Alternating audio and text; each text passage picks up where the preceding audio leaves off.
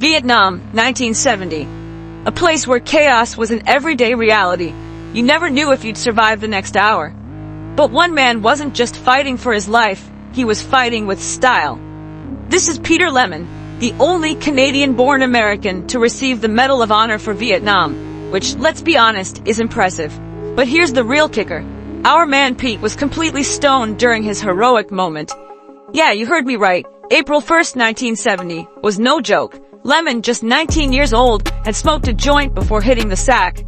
Why? Well, it was Vietnam, and getting high was almost as common as dodging bullets. It was like the war's unofficial stress relief program. You know, like the yoga retreats of today, but with more AK-47s and less Instagram. Suddenly, bam! The North Vietnamese Army decides it's time for a midnight party. They came at Support Base Illingworth, 400 strong. Lemon, he's sitting there, baked out of his mind, thinking, great, this is happening. What follows is basically the stuff of comic books, except this isn't a Marvel movie. Lemon's machine gun jams, so naturally, he goes full Rambo with hand grenades, tossing them like he's passing out party favors at a frat house. When the grenades run out, does Lemon stop? Hell no. He switches to bare-knuckle boxing, except his opponents are fully armed soldiers. Hand-to-hand combat while stoned. We don't even see this level of badassery in Hollywood, people. And just when you think this guy's run out of tricks, he finds a new machine gun, climbs up on an embankment, fully exposed, and just starts mowing down the enemy. Picture it. Lemon, stoned, bleeding, on the verge of collapse, standing up like it's his time to shine. Like an action hero, minus the director yelling, "Cut!" By the time he finally collapsed from blood loss and exhaustion, he had personally turned the tide of the battle. And when they tried to evacuate him, he refused. Why? Because Peter freaking Lemon doesn't leave until his comrades are safe.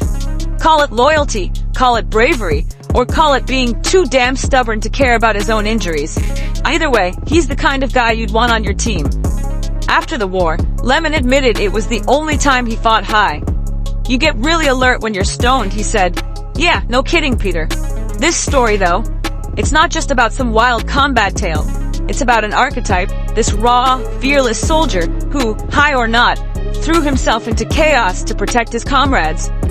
It's the kind of role we've seen reflected in pop culture, from reluctant anti-heroes to those iconic characters who mix courage with madness. Think about it. Hollywood has been riffing on the Peter Lemons of the world for decades. That archetype of the unbreakable, rebellious fighter who somehow thrives in the worst of situations. The guy who shrugs off everything, bullets, bombs, and apparently pot, and still comes out on top. Peter Lemon's story has inspired more than just a few awestruck grunts.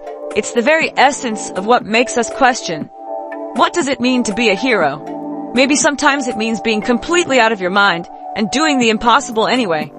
So the next time you see a war movie or hear about some impossible feat, just remember, there was once a 19-year-old kid stoned out of his mind who fought off hundreds of enemies and lived to tell the tale. And if that doesn't deserve a joint, air, medal, I don't know what does.